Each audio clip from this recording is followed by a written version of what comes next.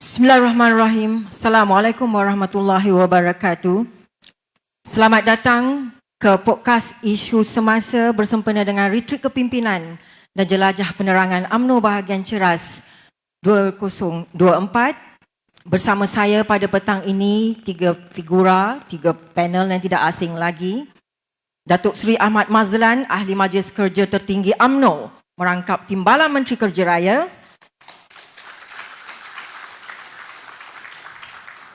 Datuk Seri Haji Jalaluddin bin Haji Alias, Ahli Majlis Kerja Tertinggi UMNO, merangkap Pengerusi Badan Perhubungan UMNO Negeri Sembilan. Datuk Muhammad Rafi Ali Hassan, Ahli Majlis Kerja Tertinggi UMNO, merangkap Ketua UMNO Bahagian Labuan. Baik, kita berpersiaran secara langsung melalui NRC Channel dan juga UMNO Online. Tidak lupa ikuti FB Penerangan Ceras untuk kita kupas isu-isu semasa berkenaan dengan perkara-perkara terkini di dalam dunia dan juga di dalam parti kita. Baik, saya teruskan kepada soalan pada Datuk Seri Ahmad Mazlan. Sebelum itu, kita ada 3 pusingan yang saya akan tanyakan soalan. Soalan pertama kepada Datuk Seri Ahmad Mazlan. Saya berikan masa kepada Datuk Seri lebih kurang dalam 10 minit untuk mengulas isu ini. Baik, Datuk Seri, kita dah lihat sejarah pada PRU terdahulu. UMNO menang bergaya di PRK Kuala Kangsar, PRK Sungai Besar, PRK Dun Semarak, PRK Dun Pengkalan Pasir, PRK Dun Pengkalan Kubur. Tetapi bila tiba pilihan raya umum, BN tewas di semua kursi tersebut. Jadi Datuk Seri, bagaimana kita untuk kekalkan momentum kemenangan ini supaya kita dapat teruskan kemenangan seperti mana yang kita laksanakan dan telah kita jayakan di PRK Nenggiri dan Mahkota. Dipersilakan Datuk Seri. Assalamualaikum warahmatullahi wabarakatuh. Apa khabar semua? Alhamdulillah, saya syukur kehadrat Allah SWT dijemput pada petang ini. Tentunya bersama kita Ketua Bahagian, Timbalan, Naib, Ketua Wanita, Ketua Pemuda, Ketua Puteri, Saudara Datuk Mahadi, Haji Johari, Saudara Kepli, Senator Datuk Zuraina dan semua yang hadir pada petang ini. Dan Puan Fauziah ni orang ayah dia orang Benot Pontian, orang kawasan saya. Itu antara sebab kenapa dijemput saya. Selain saya InsyaAllah akan menaja semua sekali makan minum daripada hari pertama. Makan minum hari kedua, makan minum hari ketiga. Yang lain-lain diorang ni lah. Ya. Ini mengenai PRK. Bermula daripada Januari 2023 sehingga baru ni kita 12 PRK. 12. Ada yang kita sadar, ada yang kita tak sadar. Jepak, siapa yang sadar ada PRK di Jepak Sarawak. Saya seorang ceras tak sedar ada PRK di Jepak Sarawak. Kemudian kita juga kurang sedar ada satu PRK di Kuala Terengganu bersama dengan PRN sekali. Kalah juga. Jepak kita menang. Kita tu maksudnya Parti Perpaduan. Apabila saya jemput Jepak, Parti Perpaduan. Kemaman kita kalah. Kuala Kubur Baru menang. Tadi saya lalu Kuala Kubur Baru daripada Cameron Highland. Bukan bercuti tapi bekerja. Jauh juga perjalanannya 3.5 jam nak menyampaikan keilmu jana baik ini. Dan antara lagi yang kita kalah 4 daripada 12, 8 kita menang. 4 yang kita kalah itu Sungai Bakap, Kemaman, satu lagi Padang Serai. Padang Serai pun orang tak berapa ingat ya, sebab dia saing dengan Tioman. Tioman kita menang, Padang Serai kita kalah. Tapi yang pentingnya daripada 12, 8 menang, 4 kalah. Dengan lain perkataan kita menang 2/3, mereka menang 1/3. Kita menang 8 daripada 12 PRK yang sudah berlalu pada ketika era perpaduan ini. Sama ada kita akan menang lagi pada masa akan datang pada PRU, itu ada banyak dinamika politik yang perlu dilihat. Tetapi untuk saat dan ketika ini, kita bersama Kerajaan Perpaduan, partinya ada berapa? Ada 18 parti. Tetapi pihak-pihak mereka hanya menyebut AMDAP. AMDAP. Kalau AMDAP sahaja baru 70 kerusi. Tak boleh nak merintah Malaysia kalau AMDAP. UMNO, BN 30, ya DAP 40, 30 campur 40 baru 70. Nak merintah Malaysia 112. Jangan sebut AMDAP. Pada yang mendengar ni, saya tak tahu berapa ramai yang mendengar, mudah-mudahan ada ribuan ya, apabila di cross line dengan UMNO online. Dia bukan AMDAP. Kalau kita nak senarai 18 tu, daripada hujung sana sampai ke sana. Dia punya panjangnya 18 tu. Sebutlah semua sekali, barulah adil tentang perkara itu. Untuk PRU yang ke-16, kita akan bersama dengan kerajaan yang ada ini. Selepas PRU tu kita tengok bagaimana keputusan. Tetapi jangkaan saya kita akan bersama lama dengan Kerajaan Perpaduan. Kenapa kita perlu sama lama? Sebab pada saat dan ketika ini kita ada kestabilan politik. Kita ada kestabilan politik dan kestabilan politik itu membawa pada 153 kerusi. 148 2/3, kita lebih daripada 148. 148 mula-mula, lepas tu tolak 1 Syed Saddiq jadi 147, lepas tu ada 6 campur jadi 153. Sekarang ini lebih daripada 2/3 majoriti, dan minggu depan Dewan Rakyat kami akan bersama, Datuk Seri Jalal akan bersama Dewan Rakyat, Datuk Rafi akan bersama Dewan Rakyat lepas PRU 16, insya-Allah, mudah-mudahan. Mudah-mudahan. Dan kita akan membawa usul pindaan perlembagaan pada hari Khamis depan. Saya yakin kita akan dapat 2/3 majoriti untuk pindaan perlembagaan itu. Jadi itulah Fauziah. Dulu lain, sekarang lain. Dulu dinamika politiknya lain, sekarang dinamika politiknya lain. Dan kita melihat pada masa hadapan yang lebih cerah untuk gabungan ini. Tak boleh kita nak berdiri kita sahaja, kita kena bergabung dengan yang lain. Sebelum ini BN pun bergabung. Sebelum ini BN ada 13-14 parti gabungan. Baru kita boleh memerintah Malaysia. Itu saja untuk round pertama ni. Terima kasih. Baik, terima kasih Datuk Seri. Mungkin selepas selesai sesi-sesi bualan ini nanti, kita akan buka kepada ahli-ahli di bawah untuk menanyakan soalan terus kepada 3 ahli panel kita. Jadi Datuk Seri, saya teruskan kepada ahli panel kita yang kedua, YB Jalal ya, Datuk Jalal, Datuk Seri. Negeri Sembilan dan Melaka mempunyai demografi yang sama, hampir sama dan kebetulan berjiran. Keputusan PRU ke-15, UMNO di Negeri Sembilan menang 5 kerusi. Jelebu, Rembau, Tampin, Kuala Pilah dan Jempol. Manakala di Melaka, BN tewas 6-0, UMNO tewas 4 kerusi parlimen dan MCA tewas 2 kerusi parlimen. Rentetan dari 2 perkara pokok yang saya sebutkan tadi, YB Datuk Seri, apakah faktor-faktor kebangkitan UMNO Negeri Sembilan? Mungkin YB Jalal boleh kongsi sedikit tips kejayaan. Adakah ini sudah dijangka kemenangannya atau bagaimana Datuk Seri? Silakan. Bismillahirrahmanirrahim. Assalamualaikum warahmatullahi wabarakatuh. Salam perpaduan, salam UMNO, keluarga UMNO. Puan Fauziah, rakan-rakan panel yang saya hormati sekalian, pimpinan UMNO Ceras, rakan-rakan keluarga UMNO Ceras. Pertamanya, terima kasih jemput saya. Saya fikir Datuk Mahdi jemput saya ni kerana kita pernah duduk dalam satu rumah waktu saya menjadi timbalan menteri wilayah satu ketika dahulu. Dan hubungan kita umpama satu keluarga. Bila berlakunya PRU, bila berlakunya PRN, UMNO Ceras antara UMNO yang berkampung sepenuh masa di kawasan Parlimen Zahir di Jelebu. Terima kasih banyak. Dalam PRN ini, UMNO Ceras tugasnya menjaga kursi Dun Kelawang dalam kawasan Parlimen saya. Dun Kelawang ni tidak ditandingi oleh UMNO, tetapi ditandingi oleh Parti Amanah daripada Pakatan Harapan. Yang pada awalnya percaturannya memang susah kita nak menang, kerana itu didominasi oleh faktor-faktor dan juga isu-isu yang berkaitan dengan AMDAP. Dan kebijaksanaan tentera dan jentera daripada Ceras ni, walaupun dia tak ada kursi nak bertanding waktu pilihan raya, tapi pengalamannya luas, kekuatannya luar biasa dan kita menang di kerusi yang kita tak jangka boleh menang di kawasan Dun Kelawang dalam PRN baru-baru ni. Terima kasih banyaklah. Ini adalah antara sejarah perjuangan UMNO dan Barisan Nasional di Negeri Sembilan. Saya nak ucapkan terima kasih kepada pengundi-pengundi dan rakyat keseluruhan Negeri Sembilan kerana buat pilihan yang tepat.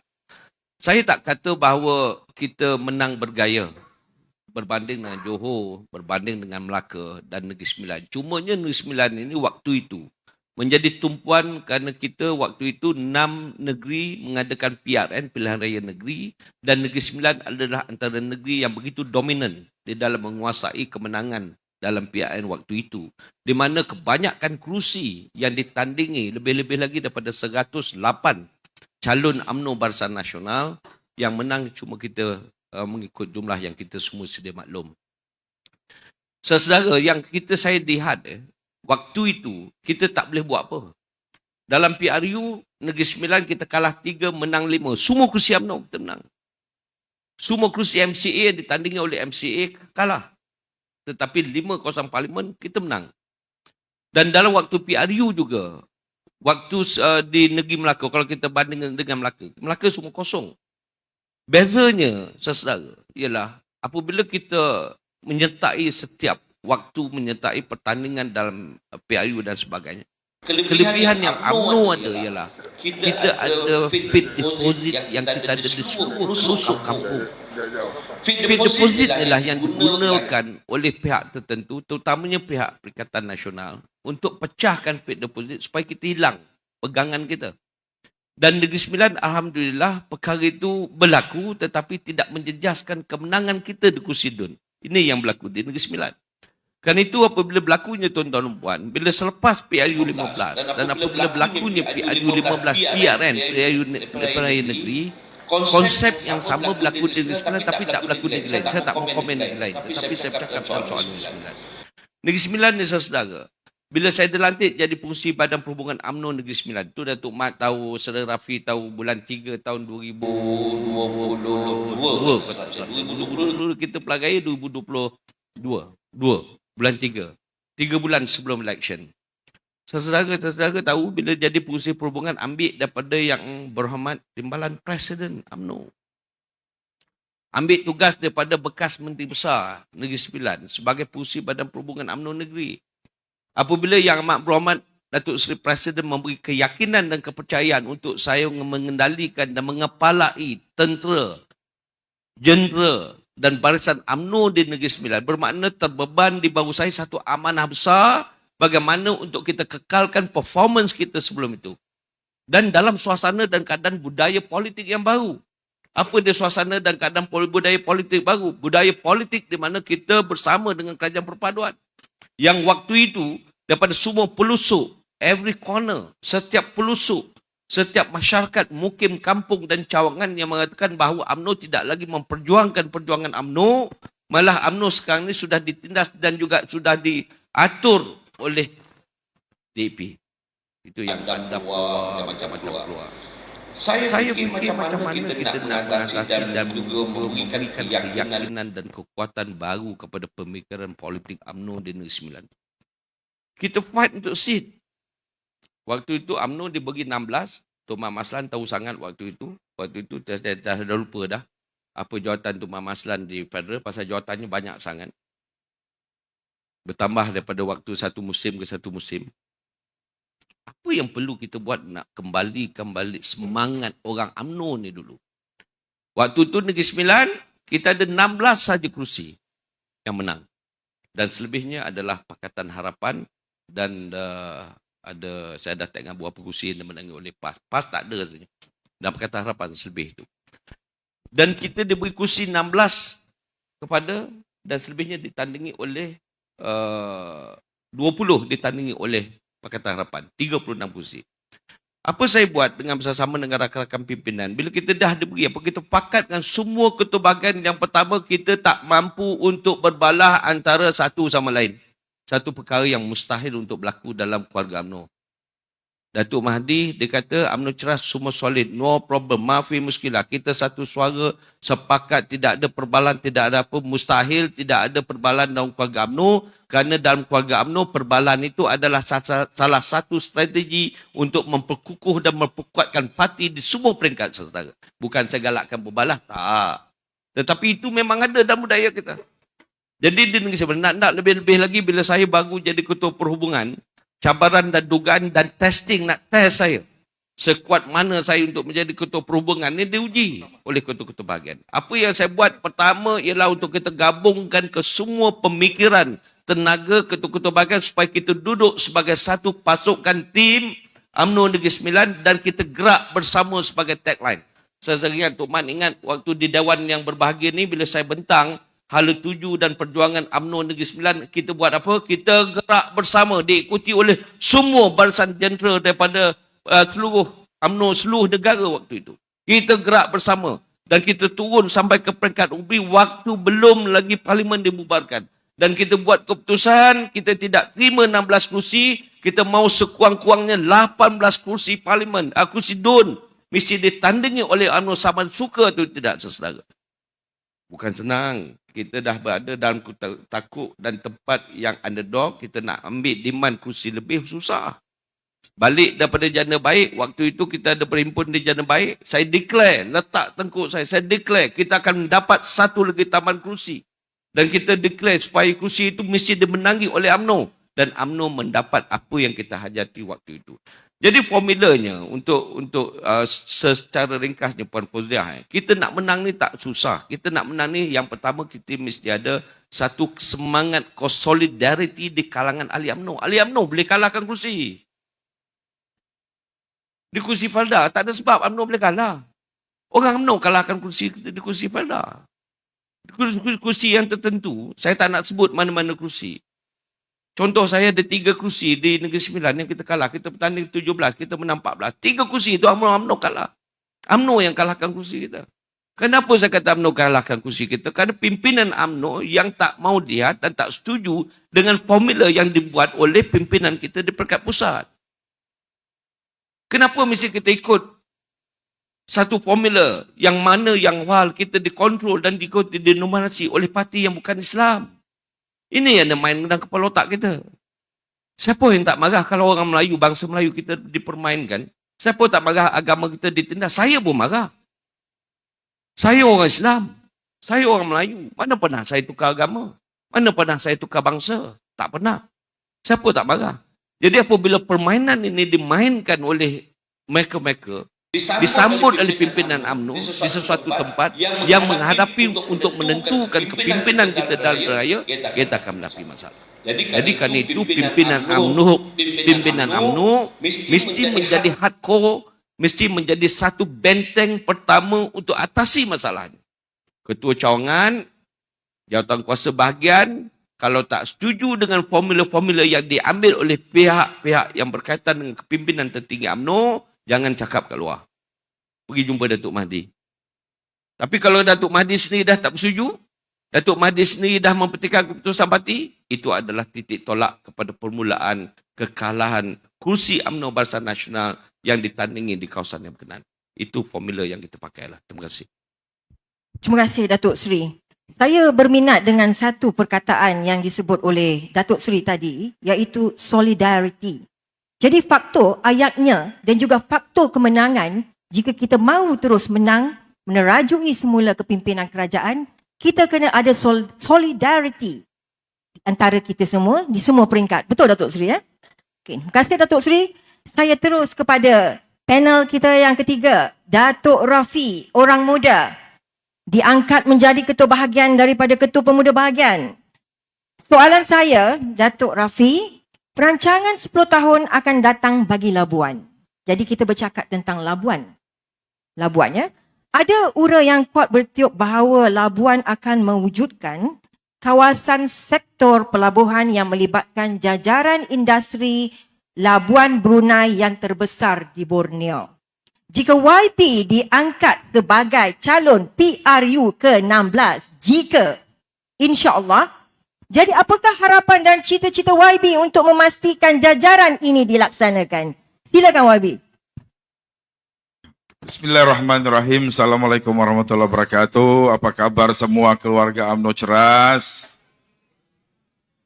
Terima kasih Puan Fauziah yang saya kasih, Datuk Ahmad Mazlan, Datuk Jalal, pimpinan UMNO Ceras, Ketua Bahagian, Timbalan, Naib, Ketua Wanita Pemuda Putri, semualah keluarga UMNO. Saya Tok Mat dengan Ceras ni memang keluarga rapat. Saya pernah menjadi setiausaha politik kepada Tengku Adnan selama 5 tahun. 2013-2018 saya mengenali rapat semua yang ada dalam Dewan. Lebih-lebih lagi Ketua Bahagian, Timbalan, Ketua Wanita yang ada depan kita. Jadi tiba-tiba pula isu Labuan. Saya datang program Ceras. Tapi apapun terima kasih karena soalan ini. Karena live. Dan saya juga mengharapkan ada warga Labuan yang melihat live pada petang ini. Tamanya untuk makluman, Labuan ini dulu dipanggil Victoria. Dan nama Labuan ini ditukar oleh British pada tahun 1946.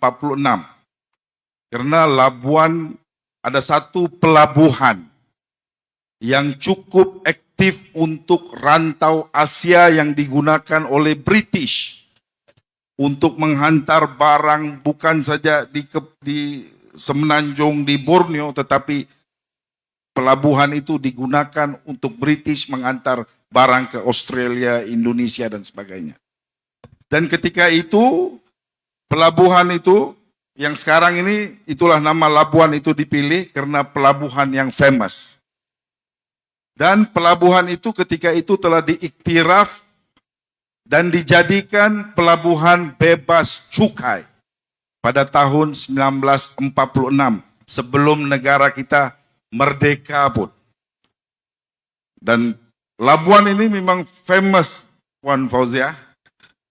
Dan pada tahun 1984 bila Labuan menjadi wilayah persekutuan, Kerajaan Persekutuan jadikan Labuan sebagai pulau bebas cukai. Dan Alhamdulillah hari ini Labuan ada 2 keistimewaan. Satu, pulau bebas cukai. Yang kedua, pelabuhan bebas cukai. Yang tidak ada di rantau Borneo sama ada Sabah, Sarawak maupun Brunei Darussalam. Jadi saya melihat apa yang dipersoalkan tadi, itulah impian rakyat Labuan sebenarnya. Dan Alhamdulillah ketika Kerajaan Barisan Nasional pada tahun 2017 ketika Datuk Seri Tengku Adnan Tengku Mansur telah meletakkan ada satu sebidang tanah 200 ekar untuk kerajaan menaik taraf. Pelabuhan Labuan itu ada tanah 200 ekar dan ketika itu cadangan itu mau menjadikan pelabuhan bersepadu untuk rantau Borneo. Jadi berbalik kepada soalan tadi, itulah impian dan insya Allah satu hari nanti, tetapi saya tidak perlu mau menjadi wakil rakyat untuk mengimpikan Labuan itu ada satu pelabuhan bersepadu, telah pun kami mulakan, telah pun saya suarakan kepada kerajaan sedia ada sejak dulu lagi, untuk jadikan Labuan sebagai hub pelabuhan untuk rantau Borneo, karena kedua keistimewaan yang tidak ada di Sabah, tidak ada di Sarawak, tidak ada di Brunei Darussalam. Karena apa juga barang yang datang ke Labuan tidak perlu membayar cukai. Hari ini kami rasa tertekan. Untuk makluman Tok Mat, walaupun Labuan sebagai pulau bebas cukai, semua barang tidak perlu bayar cukai, tetapi separuh barang yang ada di Labuan semua telah dibayar cukai. Karena tidak ada barang direct dari luar negara terus ke Labuan. Mesti melalui Kuala Lumpur, mesti melalui pelabuhan Kota Kinabalu, turun, kena bayar cukai. So selepas itu barang itu baru datang ke Labuan. Barang yang sudah dibayar cukai. Jadi saya telah menyuarakan beberapa kali perkara ini, tapi insya Allah sekiranya pada pilihan raya akan datang, Tok Mat minta saya masuk ke Dewan Rakyat bersama-sama beliau, saya minta warga Ceras doakan, semoga menjadi realiti, dan inilah impian kami di Labuan, inilah impian rakyat Labuan untuk ada satu pelabuhan bersepadu bukan saja untuk rakyat Labuan, tetapi untuk kita cater rantau Borneo. Apa juga barang yang ada di Labuan sudah semestinya selepas ini paling murah di Malaysia. Jadi insyaAllah perkara ini akan menjadi kenyataan. Yang penting kita ada force daripada rakyat. Suara itu, permintaan itu perlu kita mulakan khususnya daripada Labuan itu sendiri. Itulah permulaan daripada saya. Terima kasih. Terima kasih Datuk Rafi, sama-sama kita doakan insya-Allah. Baik, tuan-tuan dan puan-puan sekalian, kita berpersiaran secara langsung melalui UMNO Online, NRC Channel dan juga FB Penerangan Ceras. Teruskan bersama-sama kami untuk saya kupas dan kita kupas soalan kedua kepada Datuk Seri Ahmad Mazlan. Datuk Seri, bagaimana Datuk Seri melihat cabaran untuk kita memelihara institusi Presiden UMNO selepas kekalahan UMNO pada PRU 14 yang lepas? Silakan Datuk Seri. Saya adalah mangsa kekejaman oleh Atok. Kerana saya turun naik mahkamah.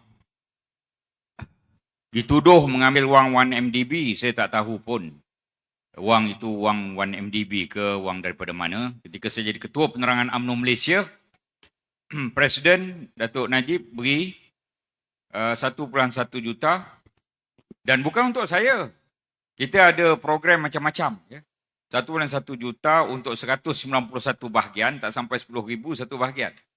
Kalau 191 perlu 1.91 million juta, baru 10,000 satu bahagian. Jadi ini pun tak sampai pun. Jadi apabila diberi, akhirnya saya dibawa ke mahkamah. Begitu juga Datuk Seri Presiden. 40 kes pertama, 47 kes kedua. Saya hadir apabila 40 kes yang pertama itu diputuskan di mahkamah. Di mahkamah Shah Alam. Ada beberapa belas orang hadir. Saya menunggu dengan teliti dan mendengar dengan teliti segala hujah-hujah yang dibawa oleh hakim untuk melepaskan dan membebaskan beliau. 2 jam setengah pagi Jumaat, saudara-saudari sekalian. 2 jam setengah pagi Jumaat, di para-para yang terakhir, hakim sebab. Hakim tu sebab apabila beliau menyebut bahawa kes ini saksi-saksinya adalah saksi pembohong. Hakim sebut saksi pembohong. Itu sebagai contoh bagaimana apa yang berlaku terhadap Presiden kita. Beliau diminta untuk bubarkan UMNO. Beliau tak mahu bubarkan UMNO. Apabila kita sebut perkara itu, mula-mula Atok menyangkal dakwaan itu. Kemudian kita keluarkan videonya bahawa dia menyebut, dia minta Zahid bubarkan UMNO. Pada tahun 1996, saya hadir sebagai susah politik Datuk Musafar Mohamad di sebuah sekolah Padang Garong, Kota Baru. Petang begini, 2 orang yang berucap. Pertama, Tengku Razali membubarkan Semangat 46. Dan kedua, Tun Mahathir, masa itu Dr. Mahathir menerima ahli-ahli Semangat 46. Ini yang dikehendakinya. Supaya Datuk Zahid bubarkan UMNO, lepas tu ahli-ahli UMNO masuk PPBM. Ahli UMNO, Parti Keramat 1946, Parti Perjuang Kemerdekaan ni, nak disuruh masuk PPBM. Parti Pecah Belah Melayu, PPBM. Setuju? Jadi tentulah Presiden tak setuju. Apabila tak setuju, maka dia dikenakan dengan tuduhan macam-macam. Konon menyeleweng segala wang yang ada dalam yayasannya sendiri. Tak ada kaitan dengan wang kerajaan pun. Wang yayasannya sendiri. Konon-kononnya dituduh menyeleweng. Ini yang berlaku terhadap Presiden dan imej beliau dicala-balakan. Saya tahu beliau adalah mangsa terhadap tuduhan-tuduhan begitu dan berharap rakyat melupai tentang perkara itu dan kita maju ke depan bersama Presiden, institusi Presiden, insya-Allah beliau dengan banyak pengalaman bersama Timbalan Perdana Menteri sebelum ini bersama Datuk Najib, Timbalan Perdana Menteri sekarang ini bersama Datuk Seri Anwar Ibrahim. Mudah-mudahan beliau akan terus berjaya membawa UMNO ini ke puncak kebangkitan semula. Bila saya sebut UMNO, saudara sebut bangkit. Saya sebut UMNO, sebut bangkit. 3 kali. Lepas tu saya sebut UMNO, bangkit. Kamera tunjuk dah ke seluruh. Kamera tunjuk pada orang ramai. Kamera pusing kan ke? Okey, ada Ada. Okey. UMNO. Tak kuat. UMNO. UMNO. UMNO. UMNO. Kita menang 3,300 di Nenggiri. Daripada kawasan kalah, kita menang. Ya. Pada kawasan yang kalah 850, kita menang. Itu di Nenggiri, kawasan negeri mereka. Lepas itu kita menang 20,648. Itu angka memang saya ingat sangat. Di Nenggiri saya pergi 18 kali, di Mahkota saya pergi 30 kali sebab saya timbalan pengurusi perhubungan negeri Johor dan timbalan pengarah pilihan raya. 18 kali sebelum, 12 kali masa kempen. Jadi kita tahu bahawa rakyat berubah, membantu kita, rakyat mula menyedari UMNO Barisan Nasional. Mudah-mudahan kita akan terus berjaya pada masa-masa akan datang dan kita akan membantu Presiden bersama. Ya. Kita tahu beliau sepatutnya dijadikan hero kerana memastikan UMNO ini tidak dibubarkan. Tetapi orang pusing, kepala kita pun berpusing.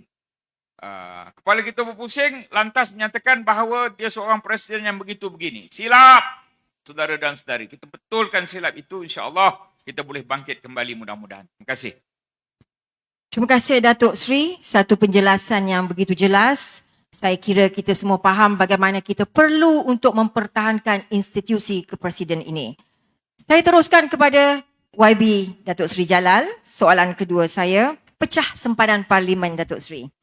Saya terbaca dakwaan saudara Isham Jalil bahawa sekiranya SPR melakukan pecah sempadan Parlimen, ini akan menambahkan bilangan kerusi DAP di dalam Parlimen kerana DAP menang dengan majoriti yang sangat besar di kawasan bandar. Maka apabila berlaku pecah sempadan Parlimen, sudah tentu jumlah kerusi DAP akan bertambah. Jadi apakah YB secara peribadi bersetuju dengan konsep perpecahan sempadan Parlimen ini? Silakan YB. Terima kasih Puan Fauziah. Ya. Saya dah bagi tahu tadi apa lagi modal yang nak dipakai oleh orang-orang yang macam Syam Jalil. Saya kalau boleh podcast ni, saya tak nak sebut Syam Jalil. Siapa Syam Jalil kita nak sebut? Ramai lagi tokoh-tokoh kita nak sebut untuk memperkukuhkan negara dan perjuangan dalam soal bangsa, agama dan negara kita. Syam Jalil dan beberapa ketul daripada mereka, apa isu dia nak pakai? Dia nak bakar kita je. Orang Melayu, agama Islam, perjuangan UMNO, itu je dia nak bakar. Itu dia kata amdap-andap tu. Tadi Tok Mat baru cakap, kita ada 18, 19 di bawah kerajaan perpaduan. Amdap tu satu je, dan kita satu yang pergi nak sebut amdap-amdap UMNO dengan DAP ni pasal apa? Apa yang kita nak takut dengan DAP ni? Kita ada 18 lagi parti komponen yang lain.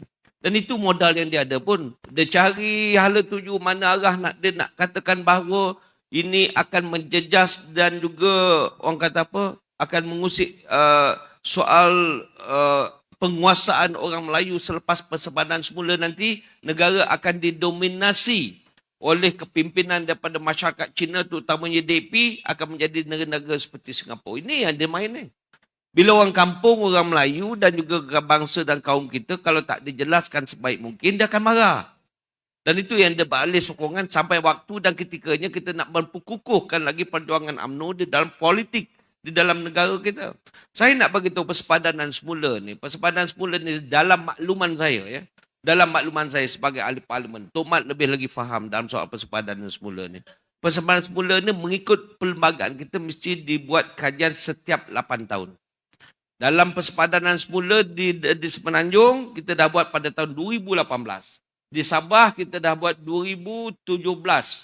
Di Sarawak, kita dah buat 2015.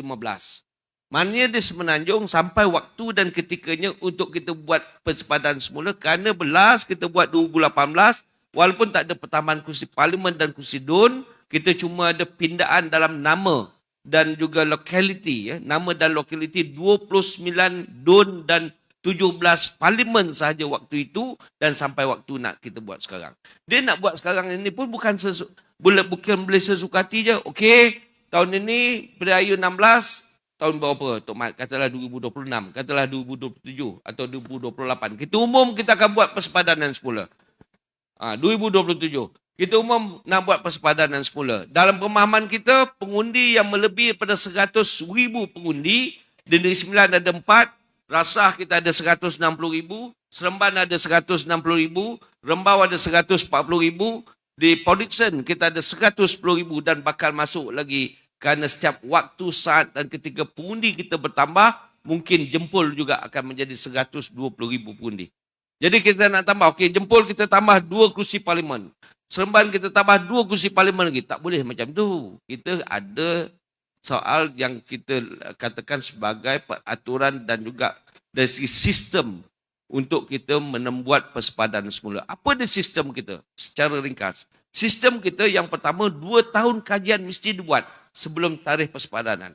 Tarikh persepadanan kita 2026, maknanya kajian mesti dibuat 2 tahun lebih awal dalam soal persepadanan. Dia akan buat kajian locality. Kalau saya tak betulkan, Tok Mat betulkan lah. Pasal Tok Mat ni pun lawyer juga ni. Jadi dia betulkan lah. Jadi dia buat kajian. Okey, kalau dia ceras, kita ada buat pengundi Tok Mahdi 100 101,000. Katalah 110,000. Kita boleh pecah kepada 2 parlimen. Okey, parlimen 1 ceras, yang kedua lagi katalah parlimen bandar ceras lah umpamanya. Kita akan buat kajian lokaliti bla bla bla. Dan kajian ini pun bukan boleh diterima, dia mesti represent balik untuk representasi ataupun untuk orang kata apa, pandangan awam. Waktu itu pandangan awam setahun ini, sebulan ini yang dikemukakan di papan kenyataan yang memerlukan pandangan daripada publik, daripada netizen, orang ramai. UMNO kita ada 191 bahagian. Waktu itu UMNO takkan duduk diam. Tengoklah apa yang dipaparkan, apa yang perkara yang lokaliti yang nak dibuat, persepadanan semula yang nak dibuat. Dan dalam pada itu, untuk menyediakan itu tuan-tuan dan perempuan, sahabat-sahabat saya daripada Ceras, kita ada 7 menteri dalam kabinet. Dan kita ada berapa timbalan menteri? Kita ada 4, 6 dalam kabinet. Menteri-menteri ini adalah antara front bench yang akan meneliti dan melihat persepadanan, dokumen persepadanan yang dikemukakan oleh pihak kerajaan untuk dilaksanakan, tuan-tuan. Itu yang pentingnya kita ada dalam kerajaan ni. Kalau kita tak ada dalam kerajaan, kita dengar dia nak buat sepadanan, kita menyorit keluar lah. Tuan-tuan faham tak saya cakap ni? Kita menyorit keluar lah. Itu yang kelok kita ada dalam kerajaan ni. 7 menteri, apa buat dalam menteri? Tok Mat ada dalam kabinet, apa Tok Mat buat kalau itu pun tak boleh tengok? Contoh. Besok kalau bertanding kok kita ceras, kok tak sokong? Contoh. Kan? Ceras mesti sokong Tok Matnya, itu yang dia dapat undi yang tertinggi dalam pemilihan majlis kerja tertinggi.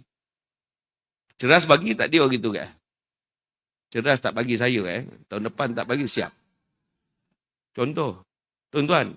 Lepas tu yang paling penting sekali ialah Menteri Undang-Undang yang menyedia dan meneliti serta menyelaras draft persepadanan semula ini adalah datangnya daripada UMNO.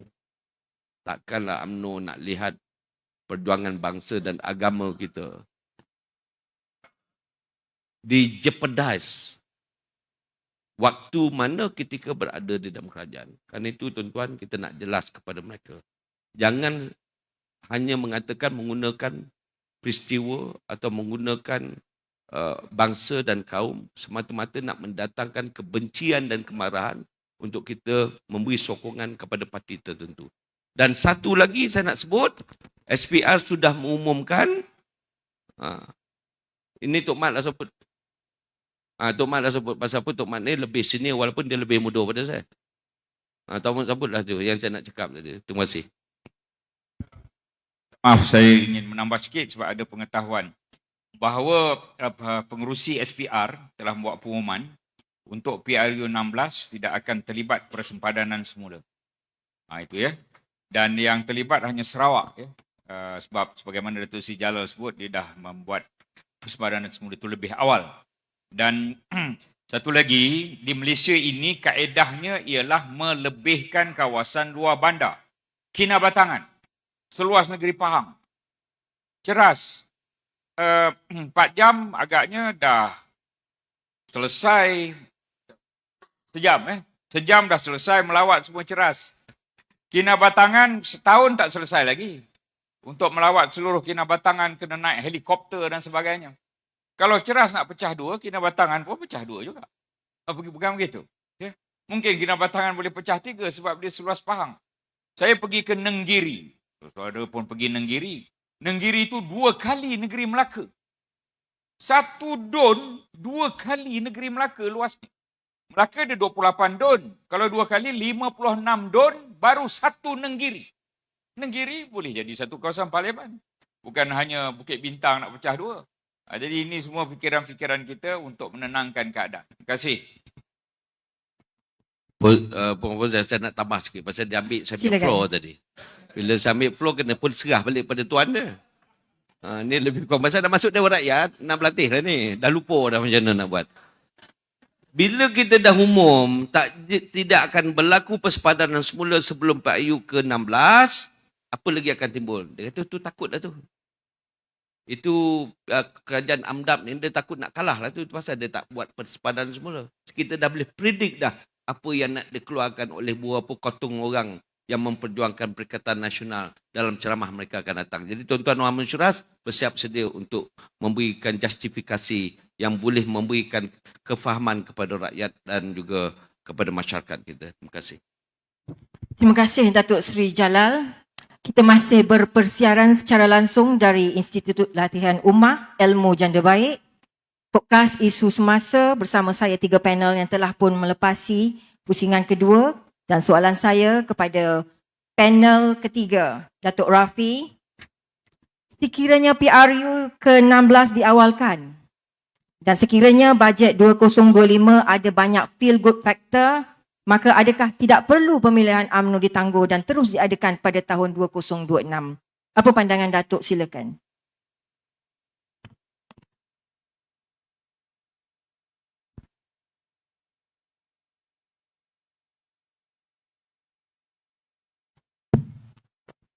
Okey, adakah pemilihan perlu diteruskan ataupun ditangguhkan?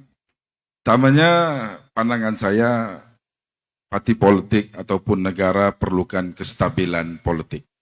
Dalam UMNO itu sendiri kita perlukan kestabilan dalam parti. Jadi saya punya pandangan, jika ada pemilihan, pastinya akan mendatangkan perpecahan. Dalam kita berhadapan dengan pilihan raya umum ke-16, saya punya pandangan kita harus fokus untuk memenangi pilihan raya umum ke-16. Pemilihan parti ini bukan priority. Itu yang pertama. Yang kedua, pandangan saya, hari ini baru tahun yang kedua selepas tertubuhnya kerajaan selepas pilihan raya umum yang ke-15. Saya tidak nampak walaupun bajet kita untuk tahun 2025 ni sehebat mana, saya tidak nampak PMX ataupun kerajaan melihat perlu diadakan pilihan raya umum ke-16. Karena tahun depan baru tahun yang ketiga. Yang seterusnya, kita hampir lebih 10 tahun tidak mempunyai kerajaan yang mempunyai mandat majority 2/3. Barisan Nasional kita dulu pernah dapat 2/3 majority, tapi kita hilang pada tahun 2008. 2008 kita hilang, 2013 kita hilang, 2018 kita hilang, 2022 hilang juga. Jadi hari ini Kerajaan Perpaduan mempunyai mandat yang cukup besar, yaitu 153 kursi. 2/3 148. Kalau saya Perdana Menteri, saya akan drag sehingga habis tempo, yaitu 2027. Tapi berbalik kepada pemilihan UMNO. Sebenarnya pemilihan UMNO ni, yang mau cepat pemilihan UMNO ni, bersatu dan juga PAS. Mereka yang mengharapkan pemilihan UMNO ini diawalkan. Karena mereka menuduh, menganggap, jika Datuk Seri Zahid ni Presiden UMNO, maka UMNO tidak mau berkawan dengan Bersatu ataupun PAS. Tetapi di kalangan kita, alhamdulillah, saya, Ahli Majlis Kerja Tertinggi, Tok Mat semua, kami melihat telah berbincang beberapa kali, antara kekuatan kita hari ini dalam UMNO adalah solidarity daripada pucuk pimpinan di atas sehinggalah di bawah. Alhamdulillah. Dan sekiranya kita mau mengadakan pemilihan sebelum pilihan raya, sudah pasti akan mendatangkan perpecahan. Tim A, tim B. Yang menang akan mau pergi pilihan raya, mungkin yang menang itu akan jadi calon, yang B pastinya akan sabotaj. Seperti Datuk Jalal bagi tahulah, lumrah sudah dalam UMNO nih. Betul atau tidak? Dan alhamdulillah, contoh Tok Mat, saya di Labuan, syukur. Saya rasa tidak mungkin berlaku di tempat lain. Pemilihan yang lepas, ketua bahagian orang lain, timbalan orang lain, saya hanya bendahari UMNO bahagian. Bila saya menawarkan diri mau menjadi ketua bahagian, yang ketua bahagian sanggup turun jadi timbalan, yang timbalan sanggup turun jadi naib, untuk bagi laluan saya jadi ketua bahagian karena kita mau mengelakkan ada perpecahan dalam UMNO Labuan. Tetapi mungkin tidak boleh berlaku di tempat lain. Jadi pandangan saya, kalaupun ada pilihan raya pada tahun hadapan ataupun tahun seterusnya sebelum datangnya pemilihan UMNO, saya minta pemilihan UMNO ini ditangguhkan dan kita adakan selepas pilihan raya umum yang ke-16. Kita, karena fokus kita mau menang pilihan raya. Fokus kita hari ini, UMNO cerah, saya di Labuan, Pontian, dan semua kita di seluruh negara untuk menang pilihan raya. Tujuan kita berpolitik mau menang pilihan raya, bukannya mau jadi ketua bahagian UMNO, mau jadi timbalan ketua wanita muda putri, kita mau menang pilihan raya. Jadi harapan kita di depan, dan alhamdulillah Nenggiri membuktikan, Mahkota membuktikan, kita harus fokus untuk menang dengan fokus kita dua kumpulan, orang Melayu dan juga anak muda. Jadi itulah yang seharusnya kita buat. UMNO jangan pikir pasal pemilihan, kita jalan terus. Jalan terus untuk kita dominan semula dalam negara. Yang penting dua kumpulan ini perlu kita tackle sehabis-habisnya, yaitu orang Melayu dan anak muda. Bukan perlu fikirkan tentang pemilihan parti. Itu ya pandangan saya.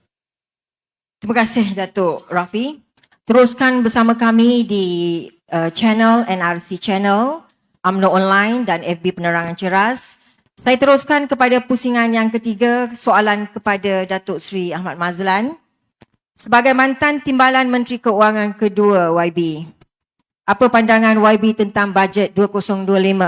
Apakah tumpuan utama kerajaan Madani kali ini? Silakan Datuk Seri. Saya pernah jadi susu sulit kanan Timbalan Menteri Keuangan. Timbalan Menteri Keuangan 1.0, Timbalan Menteri Keuangan 2.0. Kalau saya lah, GST perlu dilaksana semula. Kalau saya lah. Tetapi mungkin rakyat belum ingin cukai itu lagi. Tetapi Dewan Perniagaan Melayu meminta dikembalikan. Dewan Perniagaan Cina meminta dikembalikan. Dewan Perniagaan India meminta dikembalikan. Dewan Perdagangan Antarabangsa NCCIM minta dikembalikan. FMM Federation of Federation of Manufacturers Malaysia FMM Persatuan Pengilang-Pengilang Malaysia minta dikembalikan. 5 pertubuhan penting minta dikembalikan. Saya dulu hancur lebur, Datuk Jalal, hancur lebur di Belasah sebab GST ni. Itu lepas tu berpantun, masak, nak mengubah image daripada dibantai. Ya, antara pantunnya, pantang bukan sebarang pantang, pantang pertiwi dicabar jangan. Datang bukan sebarang datang, datang ke sini demi perjuangan. Saudara sekalian, itu saya tak tahulah sama ada akan dibuat atau tidak, itu pulang kepada PMX. Saya sudah tidak lagi di MOF, tapi 90% pada negara dalam dunia telah melaksanakan. 175 daripada 194 negara melaksanakan. Takkanlah 90% itu yang punya pakar-pakar ekonomi, yang ada menteri kewangan, yang ada Gubernur Bank Negara, yang ada segalanya kepintaran mentadbir negara mereka masing-masing, takkanlah mereka membuat satu keputusan yang silap dengan melaksanakan GST ataupun VAT. Itu kita tunggulah, kita tunggu. Mungkin kerajaan nak buat satu-satu ya. Mungkin kerajaan memula nak buat rasionalisasi subsidi diesel.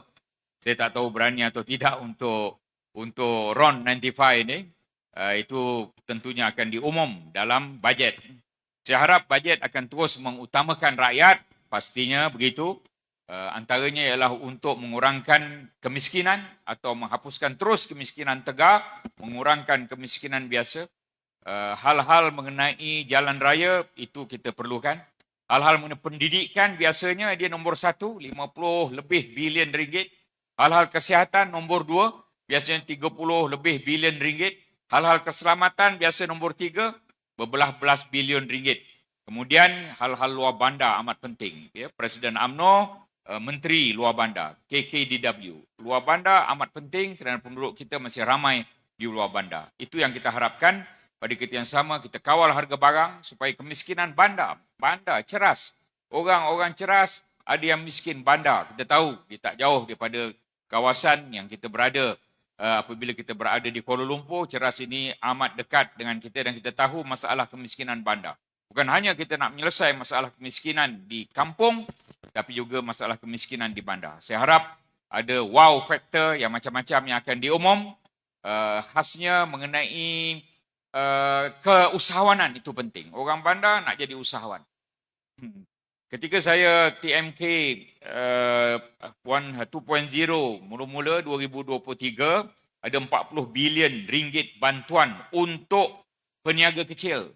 SME, 40 bilion, 20 bilion di segi jaminan, 20 bilion pinjaman mudah. Pergilah ke mana-mana bank, tanya pinjaman mudah untuk peniaga kecil, peniaga sederhana. Kemudian pada 2024 ini, naik jadi 44 bilion. 20 bilion jaminan, ya, 24 bilion merupakan pinjaman mudah. Pergi ke BSN, Bank Simpanan Nasional. Ada banyak pinjaman mudah dengan interest yang rendah, kadang-kadang langsung zero interest, untuk kita sama-sama memajukan diri masing-masing dalam keusahawan supaya kita menjadi bangsa usahawan, insya-Allah. Terima kasih. Terima kasih Datuk Seri. Kita dah dengar tentang bajet, kita dah dengar tentang Labuan, kita dah dengar tentang Negeri Sembilan, kita dah dengar tentang Ceras. Baik, saya nak satu soalan kepada YB Jalal tentang hala tuju UMNO pada pilihan raya yang akan datang. Apa pandangan YB? Adakah kita perlu bergerak solo atau teruskan gabungan bersama Kerajaan Perpaduan? Silakan YB. Solo kita akan kalah walaupun orang akan bagi tahu itu adalah satu kenyataan yang tidak wajar untuk saya keluarkan, tetapi kita kena berdiri kepada fakta dan realiti. Kalau kita bergerak solo kita akan kalah. Kita tidak akan dapat mendominasi ataupun menjadi kerajaan, dan kita perlukan rakan di dalam perjuangan ataupun di dalam komposisi politik sejak dulu lagi. Dulu kita ada komponen parti, kita ada waktu itu kita ada 14 kalau tak silap saya dalam Barisan Nasional. Akhirnya kita tinggal 3 sekarang, 4 sekarang. Kita ada UMNO, kita ada MHCA, MIC dan juga GPRS Sabah. Dan kita tak boleh bergerak secara solo, kita perlukan rakan kongsi di dalam apa juga perjuangan kita yang akan ditentukan oleh kepimpinan. Dan hari ini di dalam Kerajaan Perpaduan ini adalah merupakan satu gandingan yang telah kita lihat. Ini adalah satu formula unite government untuk meletakkan UMNO kembali bangkit untuk penggal yang akan datang. Cumanya ini adalah sebagai satu hala tuju di dalam kepentingan parti kita. Yang saya nak sebut ialah UMNO itu perlu perkukuh dan perkuatkan parti kita. Contoh macam UMNO Ceras ni lah. UMNO Ceras ni, mula-mula saya turun tadi, Mahdi, engkau kerusi pun tak ada nak bertanding. DUN tak ada, Parlimen pun tak ada. Dalam formula unity government. Tak bertanding pun Ceras. Tapi Ceras antara bahagian pertama, bahagian terawal buat retreat UMNO di jada baik ni. Saya pun tak buat. Titu Wangsa ni pun tak payah bantu jelebu je. Saya bagi tahu Jelebu ada 4 kerusi DUN, 1 kerusi Parlimen di bawah Kerajaan Perpaduan. Kita pun tak buat retreat lagi. Dulu kita ada 4-1. Sekarang ni bila kita dah buat agihan, kita ada 2 kursi Dun UMNO dan 1 kursi Parlimen. Pun kita tak buat pun lagi retreat. Ini yang harus ada pada UMNO. Hala tuju UMNO, perkukuhkan parti kita. Supaya kita setanding dengan rakan-rakan di dalam komponen parti kita. Dalam rakan kongsi kita. Maknanya kita tidak dianggap melukut di tepi gantang, tuan-tuan. Kita dianggap sebagai rakan kongsi, sebagai big brother. Sebagai orang yang boleh menguasai perjuangan di dalam komponen parti kita. Jangan salah anggap. Nanti diorang kata kita nak menepikan rakan kongsi yang lain. Tidak. Tetapi kita nak memperkukuhkan parti kita sendiri. Sekarang tak semestinya Ceras tak ada kursi nak bertanding. Mana lagi? Bukit Bintang tak ada kursi nak bertanding. Mana lagi? Seputih tak ada kursi nak bertanding. Habis UMNO nak buat apa? Tak semestinya UMNO tidak ada peranan. UMNO boleh memainkan peranan sebagai jarak jauh umpamanya dalam media sosial. UMNO boleh memainkan peranan sebagai jentera fizikal apabila keadaan dan juga suasana memerlukan. Kalau saya menjadi penentu kepada kekuatan UMNO dan hala tuju UMNO, saya akan letak UMNO Ceras daripada sekarang, keluarga angkat ataupun twin, kalau kita panggil dulu, kalau dalam bandar kembar. Sekarang kita boleh buat bahagian kembar. Jelebu dengan Ceras sebagai bahagian kembar. Antara saya dengan Mahdi boleh rangka sekarang ini, gerak kerja awal bagaimana kita nak pastikan 4 kursi Dun dan 1 kursi Parlimen di Jelebu mesti menang. Sekarang. Media yang ada dalam Ceras ni sekarang ni yang semua hebat-hebat. Lebih cerdik dan lebih pandai daripada media yang ada di Jelebu kerana Ceras duduk di Kuala Lumpur, Jelebu duduk di luar bandar umpamanya. Kena gunakan kelebihan dan juga keistimewaan dan kekuatan media yang ada di Ceras untuk memperkukuhkan perjuangan dan kursi yang ada di Jelebu sekarang. Sekurang-kurangnya, Ceras sudah pun menyelamatkan 1 parlimen tumpuan. Kita ada beberapa parlimen tumpuan, itu untuk Mak Maslan tahu. Dan apabila mana-mana kursi bahagian yang tidak ditandingi oleh UMNO, boleh mengambil beberapa bahagian parlimen tumpuan sebagai bahagian angkat untuk pastikan kita masuk dalam PIU 16 nanti untuk kita pastikan kemenangan bergaya kepada kekuatan UMNO insya-Allah. Terima kasih. Terima kasih Datuk Sri Jalal. Satu formula yang sangat baik saya kira. Mungkin Datuk Ketua Bahagian dan Barisan Kepimpinan Ceras sudah boleh mula memikirkan strategi-strategi untuk jajaran seterusnya bersama dengan bahagian-bahagian yang kita lihat mampu membawa kemenangan kepada UMNO dan Barisan Nasional. Saya teruskan soalan kepada Datuk Rafi. Kita nak buka kepada semua ke? Okey, kepada Datuk Rafi dulu. Sekali lagi soalan tentang Sabah. Sabah Datuk ya. Kita panggil wakil dari Sabah, dari Negeri Sembilan dan ahli majlis supaya kita dapat banyak informasi. Daripada Sabah, apakah gabungan parti terbaik untuk jajaran Sabah untuk memastikan BN terus dominan di Sabah? Dipersilakan Datuk. Okey, terima kasih. Ini soalan panas yang saya rasa saya pun susah mau bagi jawapan sensitif. Cuma saya bagi gambaran karena Tok Mat di sebelah saya ni, dia pun boleh bantu. Pertama, hari ini majoriti parti lokal di Sabah mau jadi seperti Sarawak. Sama ada di peringkat GRS kah, gabungan GRS, gabungan warisan, mereka mau seperti GPS di Sarawak. Dan mereka melihat kita ini parti pendatang. UMNO, Pakatan Harapan ini dia panggil parti Melaya. Sedangkan realitinya kita ini parti kebangsaan yang dijemput oleh orang Sabah, pemimpin-pemimpin Sabah pada tahun 1990. Dan siapa pernah tengok sejarah negeri Sabah? Sabah ini pertamanya diperintah oleh Parti USNO. Selepas itu berjaya.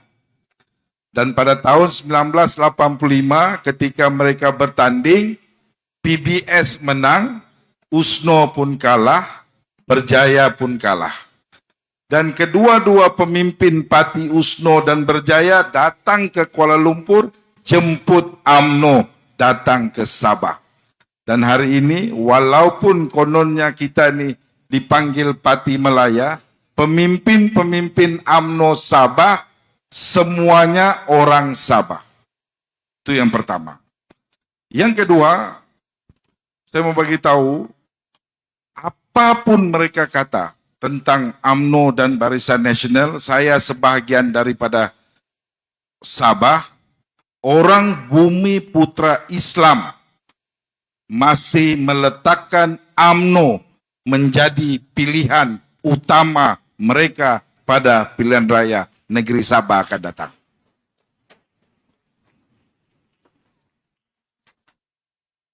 Cuma UMNO ataupun Barisan Nasional tidak boleh memenangi pilihan raya negeri ini kalau go solo. Seperti kita juga berlaku di Semenanjung sekarang ini. UMNO dan BN perlu ada gabungan, baru boleh menang di negeri Sabah. Cuma alhamdulillah, saya tahulah, saya tidak boleh huraikan secara detail, tapi kami semua mengetahui mana-mana gabungan di negeri Sabah tidak boleh memenangi pilihan raya negeri tanpa bersama UMNO dan Barisan Nasional. Hari ini kita tahulah, kita kena sideline UMNO seperti pembangkang, walaupun kita sebahagian daripada kerajaan, itu sedang berlaku, tetapi saya tidak mau sentuh perkara itu, tetapi yang kehadapan ini, mana pilihan terbaik, saya serahkan pada pucuk pimpinan, Datuk Seri Zahid dan yang berhormat PMX pilih, tetapi yang penting, gabungan UMNO BN dengan Pakatan Harapan itu menjadi keutamaan kita di Sabah, karena kita sudah bersama di Putrajaya. Tentang gabungan selepas itu, mana-mana pun insya Allah, manapun UMNO dan BN pergi, kita akan menang di negeri Sabah. Cuma A atau B, saya serahkan pada pucuk pimpinan. Tapi Tomat, Tok Jalal untuk makluman, saya telah memaklumkan juga pucuk pimpinan. Pertamanya, kita perlu mencari kawan yang sejati. Betul ke tidak, Tomat? Karena kami di Sabah telah dikhianati beberapa kali.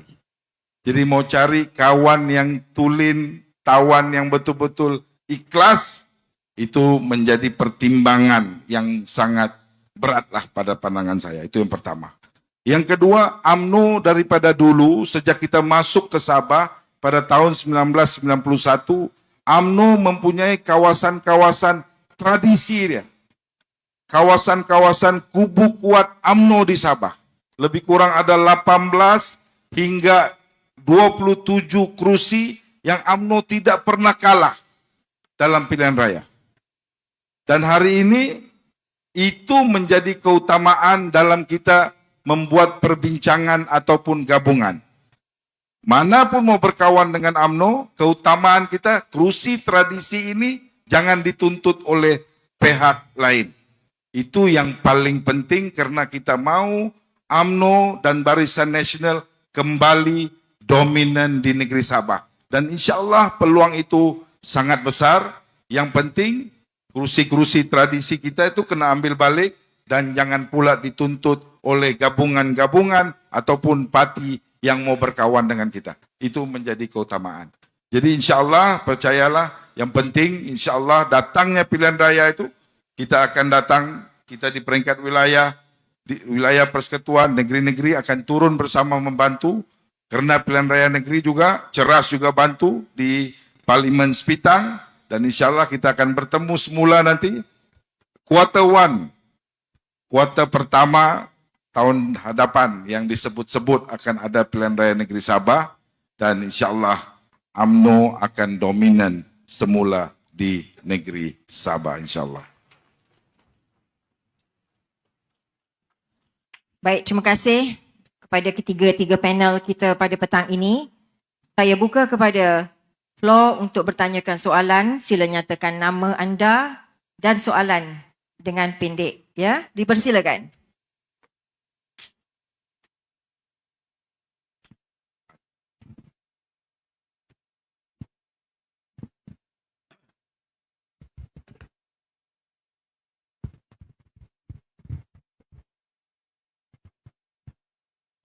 Bismillahirrahmanirrahim. Assalamualaikum warahmatullahi wabarakatuh. Pada pemimpin-pemimpin terkuat UMNO di tingkat bahagian ataupun Malaysia, itu Datuk Jalal, Datuk Masan dan Udip Perwira Persekutuan Labuan. Saya Haji Muhammad Anwar bin Muhammad Ali, masih muda lagi, umur 70 tahun.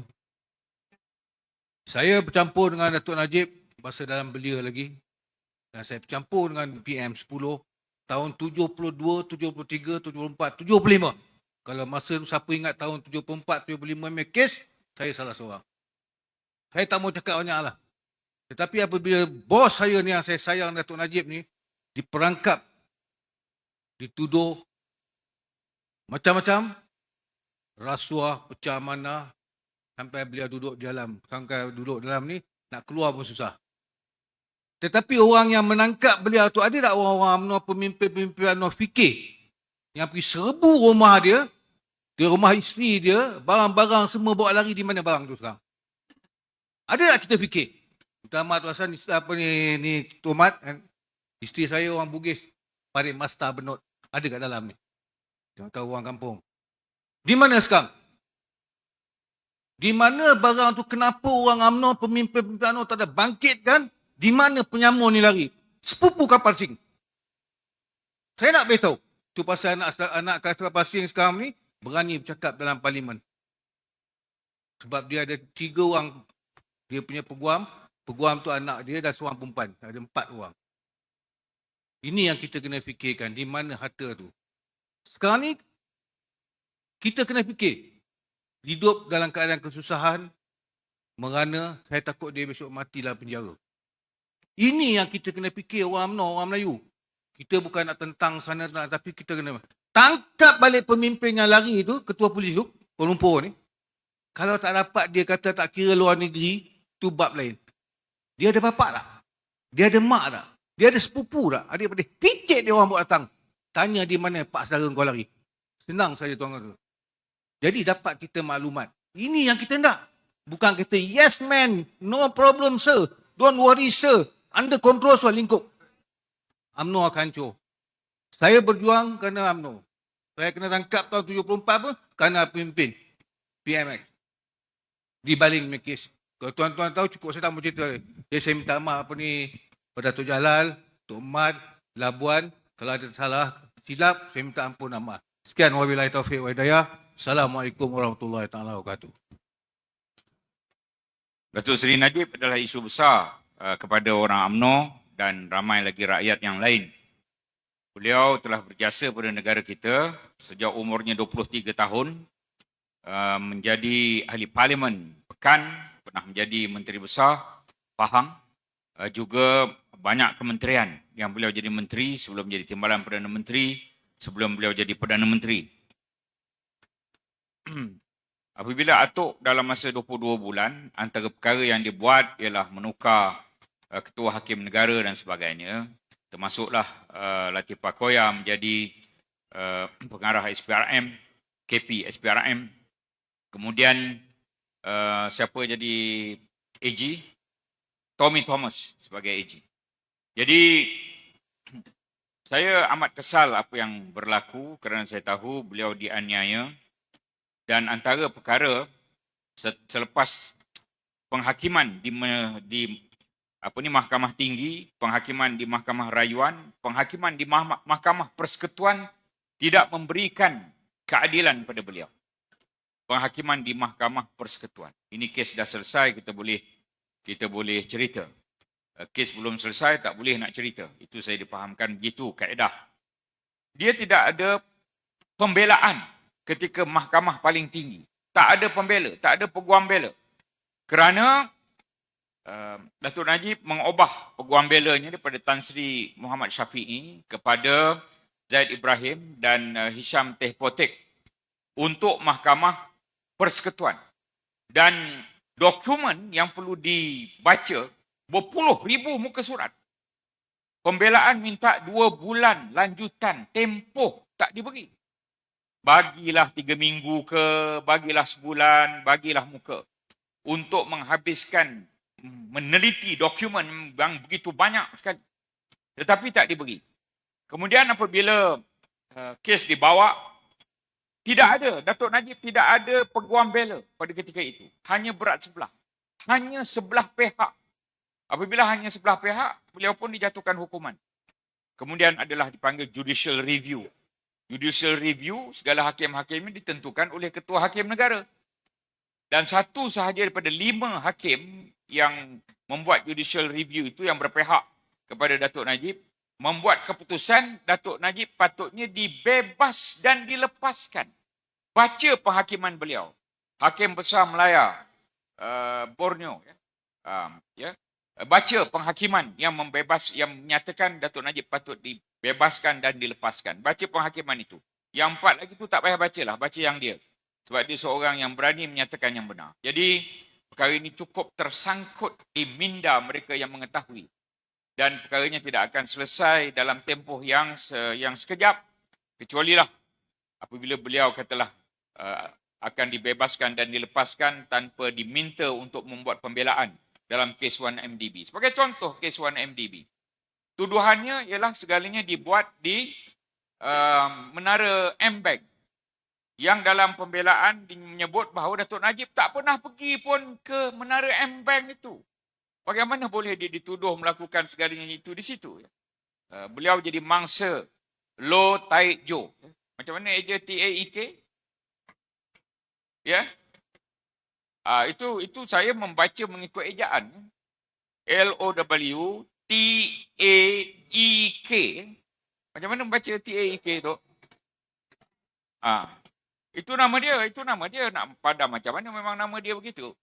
Dia jadi mangsa penipuan. Dan ada beberapa orang lagi yang cabut keluar negara. Kalau mereka berani, baliklah. Macam Datuk Najib. Mungkin dia boleh sahaja dahulu hari itu pergi ke luar negara, boleh sahaja. Tapi dia ingin membela dan membersihkan dirinya. Tak macam puak-puak tu. Yang beberapa orang tu, yang lari entah ke mana. Entah ada lagi, entah tidak. Entah muka berubah jadi beruang ke apa ke. Ya? Jadi mereka itu yang menganiaya. Jika mereka benar, mereka berada dalam Malaysia. Bukan begitu. Mereka yang penipu, mereka yang penyangak. Setuju? Itu je lah. Barang ada sebahagian pulang, ada sebahagian diambil. Sebab kes belum selesai, ada sebahagian dipulang. Bismillahirrahmanirrahim. Assalamualaikum warahmatullahi wabarakatuh. Nama saya Johanul Arifin daripada Cawangan Seri Sarawak. Terlebih dahulu saya terus kepada soalan ya. Terlebih dahulu saya ucap tahniah lah. Khususnya kepada moderator yang dapat mengukakan soalan yang begitu baik dan dijawabkan oleh ahli panel begitu baik. Dan sikit sebanyak ahli-ahli warga cerdas dapat memahami apa yang disuarakan, soalan yang dikemukakan dan dijawab. Di mana kita mendapat penjelasan yang jelas. Soalan saya, agihan kerusi semasa pilihan raya kecil dan pilihan raya umum ke-16 nanti. Dan kita sebagai ahli UMNO hendak tahu cara mana agihan kerusi yang telah diberikan kepada parti-parti yang bertanding. Khususnya parti-parti perpaduan yang masa pilihan raya yang akan datang. Jadi mintalah penjelasan daripada ahli panel lah. Terima kasih. Terima kasih Saudara Johan. Formula dasar, asas kita. Kerusi yang dimenangi oleh UMNO Barisan Nasional akan ditandingi oleh UMNO Barisan Nasional. Itu formula pertama. Maknanya kita ada berapa kursi? 30 kursi. Itu kursi kita. Tak boleh. No question asked. Maknanya kursi Pontian akan tetap ditandingi oleh UMNO Barisan Nasional. Kursi Jalabu jangan siapa nak ambil. Saya dah warning siap-siap. Saya dah warning siap-siap. Itu tetap dan berpencen. Bukan untuk Jalal, tetapi untuk UMNO Barisan Nasional. Formula pertama. Formula kedua ialah mana-mana kerusi yang tidak dimenangi oleh Barisan Nasional dan juga Pakatan Harapan dimenangi oleh Perikatan Nasional, kedua tertinggi. Skor kedua tertinggi. Mari katalah contoh kursi mana kita nak bagi contoh. Labuan. Labuan UMNO tak menang, Pakatan Harapan tak menang, yang menang ialah PN. Nombor dua siapa? UMNO. Itu untuk kursi UMNO. Itu untuk kursi. Itu understanding awal yang dicapai, yang dibuat, dan inilah formula yang diguna pakai ketika waktu PRN hari itu. Kemudian selebihnya yang ketiga itu adalah atas asas mutual understanding antara pimpinan tertinggi di peringkat kerajaan perpaduan. Itu je. Terima kasih. Sebagai contoh, Pahang ni. Pahang 17-8. 17 UMNO, 17 PN, 8 PH. Yang 8 PH itu selamanya mereka menang. Daripada dulu-dulu pun mereka 8 itu. Jadi apabila kita nak buat keputusan, kita ni nak dengan 17 campur 17 jadi kerajaan. 17 campur 8 jadi kerajaan. Pucuk pimpinan membuat keputusan 17 campur 8. Kenapa? Kenapa kita pilih 17 campur 8 bukan 17 campur 17? Sebab 17 yang PN menang tu kerusi UMNO. Jadi kita kena bertanding lagi di 17 kerusi itu. Bayangkan kalau kita memikir dan kita memilih hari itu 17 campur 17 untuk jadi kerajaan, UMNO ni tinggal hanya 17 kerusi di Pahang. Faham saudara ya? Kenapa kita campur 17 campur 8, bukan 17 campur 17. Yang 17 ni kita akan lawan setiap satu 17 bawah PN di Pahang ini. Supaya daripada 17 itu mungkin kita menang 10. Jadi UMNO bertambah 17 campur 10. Jika tidak pembahagian kerusi, 17 UMNO, 17 PN, yang PN dah tak boleh UMNO masuk. Ya, oleh kerana 17 campur 8, yang PN 17 kita boleh lawan. Begitu jugalah di negeri Terengganu, begitulah di negeri Kelantan, begitulah di negeri Kedah, begitulah di negeri Perlis. Kalau kita bersama mereka, habis dah UMNO di 4 negeri itu. Tetapi oleh kerana kita bersama kerajaan perpaduan, empat negeri itu kita boleh bertanding semula. Dan mereka bukan maksum. Rakyat bukan suka mereka setiap masa. Jadi kita boleh menang lagi di negeri-negeri itu kerana kita boleh lagi bertanding di negeri-negeri itu.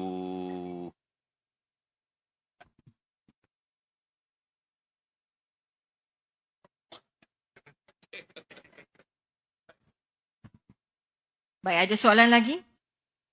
Saya buka kepada satu soalan saja lagi. Dipersilakan.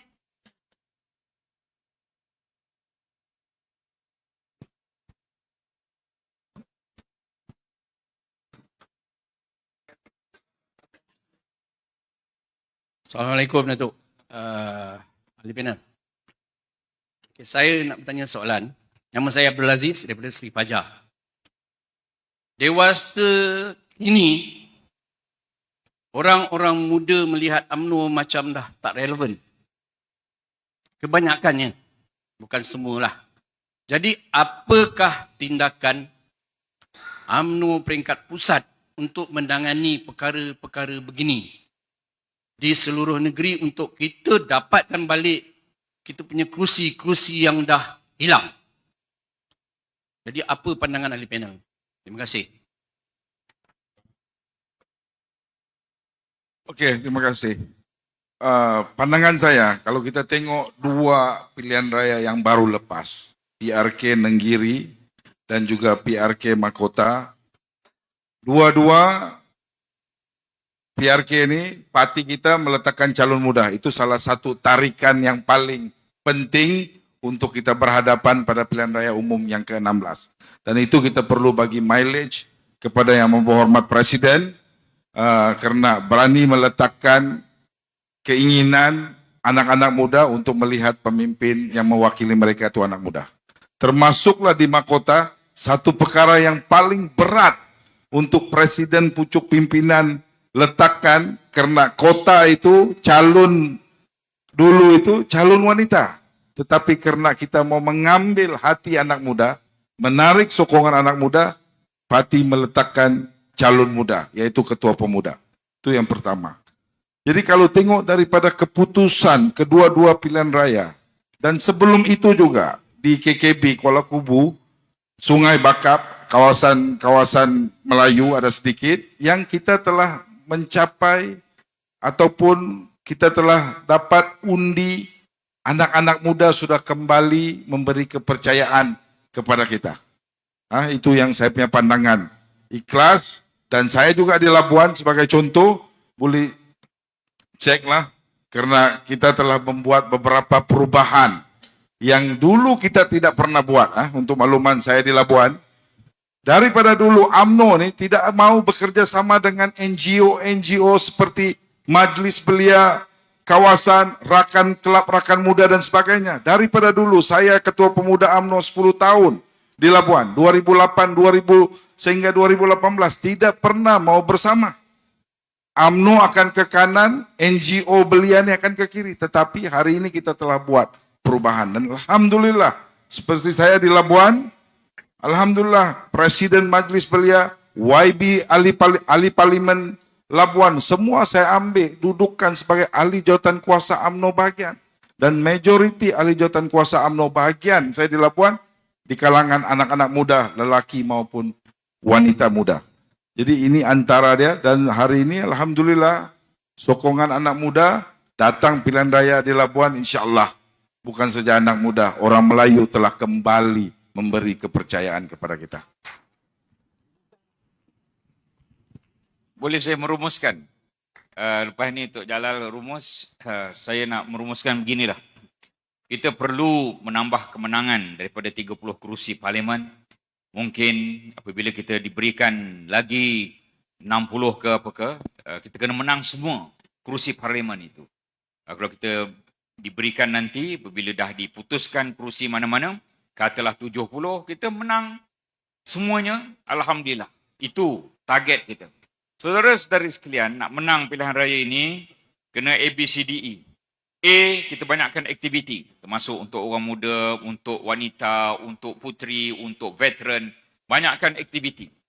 Aktiviti yang tidak semestinya kosnya tinggi, tetapi aktiviti yang memberi manfaat pada mereka. Contoh aktiviti pengenalan Tibet kepada anak muda. Tibet bawah Presiden, bawah Datuk Seri Dr. Ahmad Zahid Hamidi. Tibet ini peluangnya ribuan kursus yang berbeza. Kita buat mengenai Tibet di kawasan kita. Aktiviti. B, kita kena berpadu. UMNO ni bukan 4 peringkat, UMNO ni 5 peringkat. Pertama bahagian, ya, kedua wanita, ketiga pemuda, keempat puteri. Jangan lupa veteran. Ya, 5 peringkat, UMNO 5 peringkat, kita berpadu. Kalau kita tak padu, maka kita akan kalah. C, calon. Calon-calon ini kita kena ukur baju di badan kita sendiri. Kalau kita tak boleh jadi calon bertanding, jadi calon bersanding cukuplah. Tok Jalal. Kalau tak boleh bertanding, jadi calon bersanding. Calon juga. Kalau tak boleh jadi wakil rakyat, kalau tak boleh jadi wakil rakyat, jadi ketua kampung. Ketua juga. Kalau tak boleh jadi ketua kampung, jadi ketua NGO. Ketua juga. Kita ukur baju badan sendiri, kita cari calon yang betul-betul boleh. C, calon. D ialah data. Teruskan ada data. Wanita terutamanya menjaga datanya. Data hitam putih kelabu. Data pengundi-pengundi baru. Setiap 16 hari bulan, tiap-tiap bulan, yang 18 tahun pada bulan itu akan terdaftar dengan sendiri. Ini kita kena cari data-data itu. D, data. Dan E, emosi. Emosi. Jaga emosi rakyat. Kalau ada harga barang naik, kita banyakkan buat jualan rahmah di tempat itu. Jaga emosi supaya rakyat tidak marah pada kerajaan, rakyat tidak marah pada UMNO, rakyat tidak marah pada BN. A, B, C, D, E, cara untuk menang pilihan raya. Dan saya ulang, A, banyakkan aktiviti. B, kita kena berpadu. C, calon yang terbaik. D, data perlu ada. Dan E, jaga emosi rakyat. Seluruhnya ialah rakyat. Rakyat, rakyat, rakyat. Akhir pantun. Bandar Pontian ada hikayat. Kisah bersemi, cerita bersama. Kita berjuang demi rakyat, dulu, kini, dan selama-lama. Terima kasih.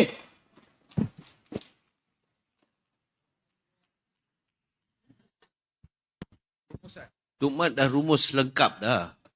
Dah cukup dah tu dengan pantun dia, dengan apa dia, semua dah rumus lengkap dah. Cuma saya nak tambah satu, jangan kita menjadi penyumbang kepada faktor kekalahan UMNO.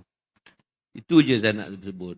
Kalau di Negeri Sembilan saya sebut, okey, kita tak puas hati dengan apa yang kita ada pada hari ini. Saya bagi tahu dengan apa kekuatan yang kita ada 4 esko. Kita ada dalam kerajaan dan kita dapat apa yang kita peroleh. Ada orang bagi tahu, kenapa kita tak dapat itu ini?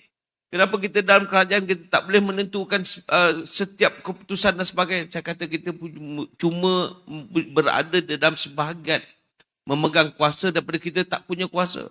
Okeylah, tak puas hati. Jalal tak boleh buat, tak boleh tentukan kekuatan UMNO di Negeri Sembilan, tak apalah. Kalah. Next PRU, you kalahkan lagi 5 kursi. Daripada 14, kita kalah lagi 5, tinggal 9 saja. Kita boleh ada dalam kerajaan lagi? Boleh? Boleh. No problem. Pasal apa? Pakatan Harapan, kursi yang didominasi oleh kursi DAP ada 11. Dia cuma perlukan lagi 8 kursi saja lagi untuk tubuh kerajaan. Campur 9 kursi UMNO boleh tubuh kerajaan, dek. Campur kursi PKR, takkanlah PKR tak ada menang 2, 3, 4, 5 kursi, 5, 6 kursi. Dah boleh tubuh kerajaan, dek. Cuma kekuatan UMNO daripada 14 kursi jatuh kepada kekuatan 9 kursi. Waktu itu suara kita akan menjadi 9, bukan lagi suara 14.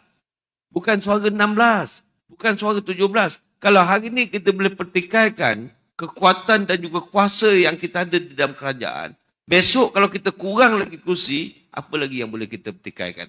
Sebagai contoh saya nak bagi tahu, di parlimen sekarang kita ada 30 kan kursi Barisan Nasional. Dengan kekuatan 30 kita berada di dalam kerajaan sekarang. Tapi kalau akan datang, kalau kita tinggal 10, siapa yang peduli kepada kita dengan 10 kursi? Tetapi kalau kita tambah kepada 60 kursi, tidak ada orang yang boleh orang kata apa, menidakkan kekuatan dan keberadaan kita dalam sistem kerajaan. Itu yang penting bagi kita. Jadi maknanya sebagai perjuangan UMNO, sebagai UMNO, yang penting bagi kita kena perkukuh dan beri kemenangan yang lebih kepada UMNO Barisan Nasional untuk PRU yang 16 yang akan datang. Tak lama lagi, kata Tok Mat, kata kalau katalah dalam sekitar 3 tahun, bangun, bangkit, 3 tahun akan sampai waktu dan ketikanya di mana UMNO kita akan lihat kembali sebagai parti dominan di negara dan di negeri, insyaAllah. Terima kasih. Oke, rumusan saya yang pertama, kita jangan lagi terikut-ikut isu yang dimainkan oleh pihak Perikatan Nasional, khususnya Bersatu. AMDAP. Saya datang ke Ceras, persidangan masih timbul isu AMDAP. Orang kita masih tanya pasal AMDAP. Yang sedihnya, AMDAP tuh no DAP lah. Tapi waktu pas DAP, orang Melayu tak tanya pun, betul ke tidak? Waktu pas berkawan dengan DAP, orang Melayu tak bising. Kita UMNO pun tak bising lah, bikin apa? Kita mau ambil pot. Waktu bersatu dengan DAP, bersedap, orang Melayu tak bising pun, betul ke tidak? So AMDAP cakap pun tak sedap, yang kita mau ambil pot ni pasal apa? Dan kita pun, bukanlah saya bilang kita harus bersyukur, tidak. Tapi realitinya kita di sini, UMNO tak boleh jadi pembangkang. Huru hara kalau UMNO ini jadi pembangkang. Betul atau tidak? Banyak lari malam. 2018, berapa orang yang lari malam bila kita kalah? Jadi alhamdulillah hari ini kita sebagian daripada kerajaan. Hari ini kita menang 30 kursi, kita ada 7 menteri. Kita bersyukur. Dan kita rangkakanlah. Mudah-mudahan selepas ini kita tambah kursi, tambah menteri, tambah timbalan menteri. Dan mudah-mudahan selepas ini Datuk Mahathir adalah tempat. Karena bila UMNO dan Barisan Nasional dominan semula. Dan saya tidak mau boleh berkata banyak, tetapi saya salah satu MKT yang duduk dalam task force kawasan tumpuan dengan Tok Mat. Insya Allah, percayalah. Kena keputusan, kalau kita ambil kira keputusan Nenggiri, kita ambil kira keputusan mahkota, orang Cina pun boleh kembali undi pangkah BN, insya Allah UMNO Barisan Nasional bukan lagi 30 kursi, tetapi insya Allah lebih daripada 55 hingga 60 kursi yang kita boleh menang pada pilihan raya umum yang akan datang. Yang penting, jangan berpecah belah. Karena saya di Labuan, untuk makluman saudara-saudara saya UMNO Ceras, antara punca UMNO Barisan Nasional kalah di Labuan. Buat kali yang pertama kami kalah di Labuan, kalah dengan 700 majority karena 3 mantan ketua bahagian bertanding sesama sendiri. Calon Perikatan Nasional Datuk Suhaili, kenal ke tidak? Kawan baik Datuk Zuraina, 10 tahun jadi ketua UMNO bahagian, dia ada jasa, dia ada pengikut, betul atau tidak? Calon warisan Datuk Rozman, bekas ahli parlimen, hampir 2 penggal juga jadi ketua bahagian, ada jasa, ada pengikut. Bila UMNO berpecah, inilah punca kita hilang. Kita kalah 2018, kalah 2022, satu saja karena UMNO berpecah belah. Setuju atau tidak?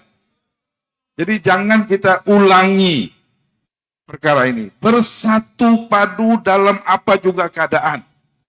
Kalau hari ini Datuk Mahathir pimpin UMNO Ceras, bagi sokongan yang tidak berbelah bagi kepada Datuk Mahathir. Kalau kita mau UMNO Ceras ini pergi lebih tinggi, lebih jauh selepas ini. Jadi itu saja daripada saya. Kunci kemenangan ada di tangan kita. Mau menang berapa? Yang penting kita perlu bersatu padu. Sekian, terima kasih. Baik, terima kasih. Terima kasih saya kepada Datuk Seri Jalal, terima kasih saya kepada Datuk Seri Ahmad Mazlan, terima kasih saya kepada Datuk Rafi. Kita telah bersiaran secara langsung selama 1 jam setengah di podcast Isu Semasa bersempena dengan retreat kepimpinan dan jelajah perangan UMNO bahagian Ceras. Kami berkampung di Ilmu Janda Baik selama 3 hari 3 malam. Kami berharap supaya lebih banyak siri-siri podcast seperti ini dilancarkan supaya ahli-ahli panel dapat menyampaikan informasi-informasi terkini dengan berkesan. Sekian daripada saya. Assalamualaikum warahmatullahi wabarakatuh. Kita jumpa di lain siaran. Terima kasih.